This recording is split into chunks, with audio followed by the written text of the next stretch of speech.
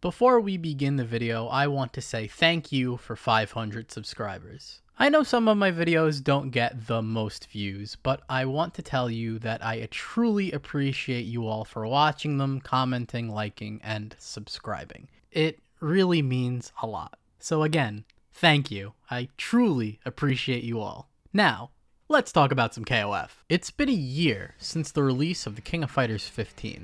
In that time, we've gotten tons of new content, characters that were once gods were struck down by nerfs, and some characters just refuse to die. However, one thing that hasn't changed is the online and the problems it has. For those unaware, the matchmaking for KOF 15 has been broken for a long time.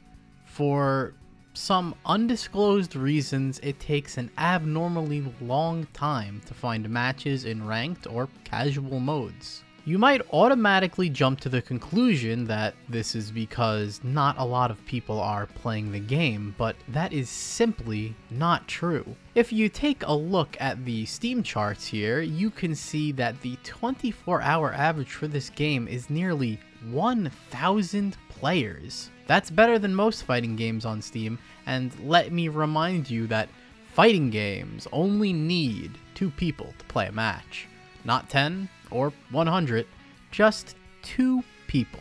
When it comes down to it, the matchmaking just does not work as it should. A common counter-argument I often hear thrown around is to just use the player lobbies, but those come with their own set of issues. The biggest being you have no idea what the connection is going to be until you join the lobby. So if you find a lobby or someone else finds yours, there's a chance that you might not be able to play due to bad connections. This could easily be fixed by adding a ping indicator for the host to the lobby selection screen. Another problem with the lobbies is that there's nothing to do but wait. Most fighting games allow you to play training mode while you wait, and you can already do this in the matchmaking, but as we've said, the matchmaking just isn't working, and this feature isn't available in the lobby mode. This leads to a lot of downtime, and you're just forced to stare at the lobby screen or do something else while waiting. The lobbies themselves only let one match occur at a time, which is a baffling decision, as the previous KOF game, the King of Fighters XIV, had lobbies that allowed simultaneous matches, different match types, and spectating. These issues can be mitigated by joining a community like a Discord server and finding matches through there, but honestly, you shouldn't even have to use a third-party app to find games in a game that's only a year old and has a daily of 900 players. The game should just work. KOF 15 is in a monkey paw situation. It got good rollback netcode at the cost of functional network capabilities. It's not all doom and gloom though, as the next update could fix it all. I'm of course talking about the Crossplay update for the King of Fighters 15, which SNK just held a beta for. The question has to be asked, will Crossplay save KOF 15? Let's talk about it. The Crossplay beta occurred on April 27th through April 30th, 2023. It was free for everyone to play, and you had access to all available characters.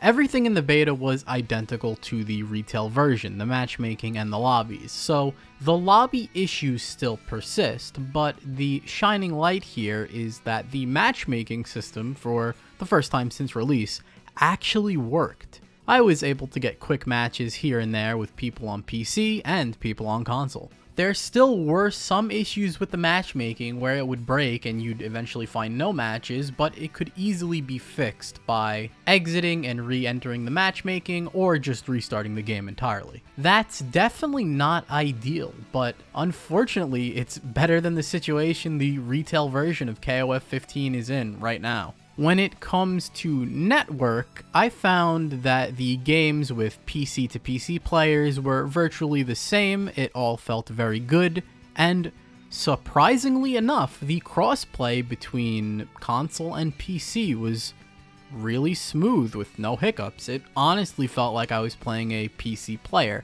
If I didn't have the little console indicator there at the top, I wouldn't have known. The only thing I could say bad about the crossplay is that sometimes it would take a little bit longer to load into the match.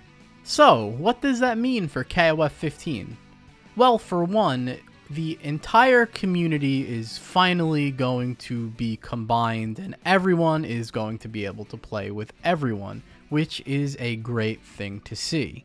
This also means that the pool of players will improve dramatically. So if you're a new player, when Crossplay drops officially, it'll be a great time to jump in because you'll have tons of other people to play with. If the matchmaking changes carry over to the retail game, the matchmaking issues will also be fixed, leaving only the lobbies with some necessary quality of life changes to be made. I'm honestly quite shocked with how the crossplay actually performed, because after that Samurai Showdown open rollback beta, which was terrible, it's surprising that this not only worked, but performed well. A surprise to be sure, but a welcome one. Did you get to try the open beta? Did you have positive or negative experiences with it?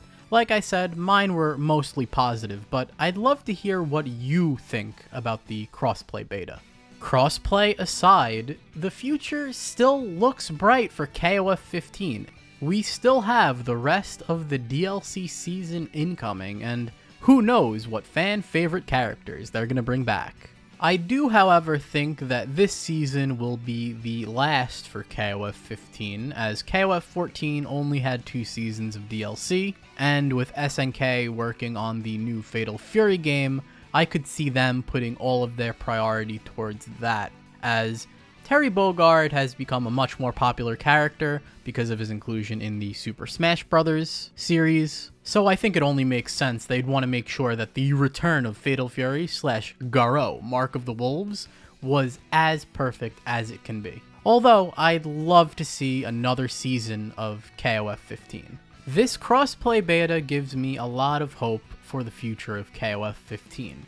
Things weren't really looking so bright before this, but now I'm at least cautiously optimistic that SNK will deliver, although in the past they have disappointed me, so I'm not gonna get too optimistic.